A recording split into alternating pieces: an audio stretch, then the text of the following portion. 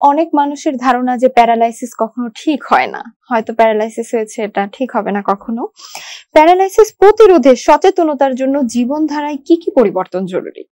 ধন্যবাদ। আসলে প্রতিরোধ সবসময়ই উত্তম। আমরা মানে সবসময় এই জিনিসটা প্র্যাকটিস করি বা বলি, কিন্তু আমরা আসলে কাজের বেলায় এটা করি না, যে prevention is better then cure. Paralysis তো অনেক রকমের আমরা বলছি। এখন যেটা যদি আমরা ধরে নিই যে ফেসিয়াল পালসি, যেটা নিয়ে আমরা শুরু করেছি, যে বেলস পালসিটা কিভাবে আমরা প্রতিরোধ করতে পারি।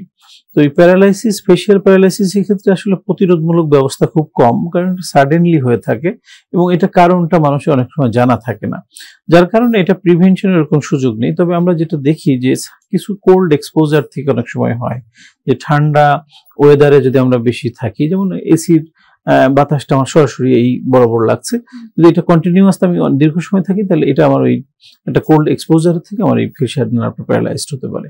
অনেক সময় যারা আইসক্রিম বেশি খায় তাদের এই সমস্যাটা হতে পারে। অনেক সময় যে কানের মধ্যে একটা ইনফেকশন আছে বা একটা সমস্যা আছে, আমরা ইগনোর করছি, চিকিৎসা নিচ্ছি না, একটা সময় যে এই ইন্টারনাল ইয়ারের ইনফেকশন থেকে আমার ফেসিয়াল নার্ভ প্যারালাইজডটা হতে পারে।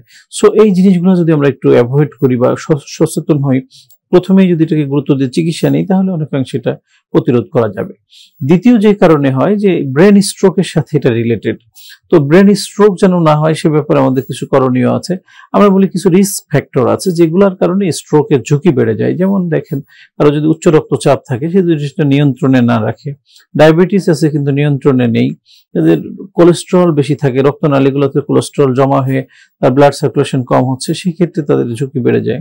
যারা ধূমপান করে তাদের এই ঝুঁকিটা আরো অনেক বেড়ে যায়। যারা দেখা যায় ফিজিক্যাল অ্যাক্টিভিটি কম, দীর্ঘক্ষণ বসে থাকে, কোনো মুভমেন্ট নাই, নড়াচড়া নাই, সেক্ষেত্রে তাদের স্ট্রোকের ঝুঁকি বেড়ে যেতে পারে। শারীরিক ওজন যদি আমরা বলি মানে ওবেসিটি থাকে, স্থূলতা থাকে, তাদের ঝুঁকি বেড়ে যেতে পারে। আবার দেখা যায় যে কারো পারিবারিক হিস্ট্রি আছে, বাবা মায়ের ছিল বা আত্মীয় স্বজনের স্ট্রোকের ঝুঁকি আছে, সেই কিন্তু এই ঝুঁকির মধ্যে থাকে। তো এই ঝুঁকিতে থাকা ব্যক্তিরা যদি আমরা সচেতন হই, যেই কারণে ঝুঁকিগুলো আমার মনে হচ্ছে যে আমার হতে পারে, সেগুলো যদি আমরা একটু অ্যাভয়েড করি, তাহলে অনেকাংশে এই ধরনের প্যারালাইসিস থেকে আমরা নিজেদেরকে মুক্ত রাখতে পারবো। স্যার, হঠাৎ মুখ বেঁকে যাওয়া ও ফেসিয়াল প্যারালাইসিসের বিষয়ে গুরুত্বপূর্ণ তথ্য ও পরামর্শ দেওয়ার জন্য আপনাকে ধন্যবাদ। আশা করি আমাদের দর্শকরা আপনার এই পরামর্শে অনেক উপকৃত হবে।